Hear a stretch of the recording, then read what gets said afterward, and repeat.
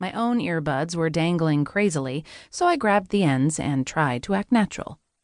As if running into gorgeous men, skinning my knee, and ending up tangled in their arms on the ground happened to me on a regular basis. Who could blame a girl for being a little flustered? "I'm Duncan Quinn," he said, and I felt my heart thump against my ribs. "Autumn." I tried to introduce myself as smoothly as possible. But what could I do? Sweating, out of breath, and with no makeup on, I could only cringe as I imagined how I must look and smell. Crap. Was my deodorant working? Did I smell? Suddenly, I realized that he was still talking to me, and I almost missed what he was saying. "On the estate with my mother's family until I settle on a place of my own," he said. "Oh," I replied lamely. Apparently, falling to the ground had knocked the power of speech from my brain. I tried again. "Come on, Autumn, focus." "So, you live around here?" I asked casually. Yes, I know I basically repeated what he said, but it was the best I could come up with. I reached up to pull my long brown hair into a tighter ponytail and prayed that my hair was not sticking out all over the place.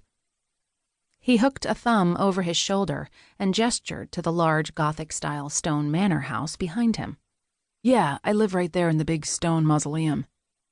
I peered up at the house, and it did seem a little creepy. It also seemed familiar somehow. "Well, it was nice running into you," I said with an attempt at humor. He laughed, and I grinned at him. Hooray! My brain was working again. I was able to make clever conversation with an attractive man. "So, do you live around here too?" he asked. "A couple of blocks up the hill. It's not far." "Why don't I walk you back to your house?" he said. "It's the least I can do." He glanced down at my knee with a frown. "I think I'll live," I assured him. "I'd feel better if I made sure you got home okay. It's not every day I knock a girl off her feet. Literally," he said straight-faced. "You're a funny guy, Duncan." I chuckled and started slowly walking back down the sidewalk as he fell into step by my side. At first, he seemed to be hovering, watching to see if I was all right, I supposed. For the next couple of blocks, we walked easily together. I was sort of impressed when he commented about some of the other historic homes in the neighborhood.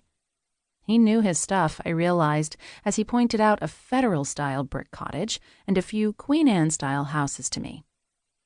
"You must really be into architecture." "Yeah," he admitted. "I studied architecture and historic preservation in college. It actually comes in handy in my line of work." "What's your line of work?" "I flip houses, remodel and repair broken-down homes, and I also restore older historical homes. My family is into real estate." He pointed at a real estate sign in a yard across the street, with the agent's name listed as Rebecca Drake Quinn. "My mom backed me on my first flip a couple of years ago. I made a decent profit on the sale. I paid her back and then bought my second house to flip on my own. And then I just kept on going." Wait, the family name Drake rang a bell. He had said that he lived on the family estate.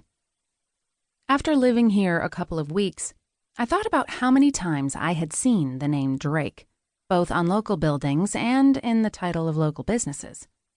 There was even a hall named after the Drake family on the university campus, which meant that, through his mother, he was part of the family that apparently had fingers in every business in town. A wealthy, connected family. I bet he'd be curious as to who my family was next. I wondered what his reaction would be when he found out I was a bishop. "I thought I knew most people in the neighborhood. Are you new here? A student, maybe?" he asked, as I predicted. I tried to sound casual and confident. "I recently moved here to stay with my father's family while I go to grad school." He stopped walking and looked at me intently. "Who's your family?" "The Bishops." I was braced for his reaction as my father's family was a little bit different, so I watched him carefully. "You're related to Gwen Bishop?" He seemed surprised as he studied my features. "Yes, she's my aunt. Do you know her?" I asked. His expression stayed neutral.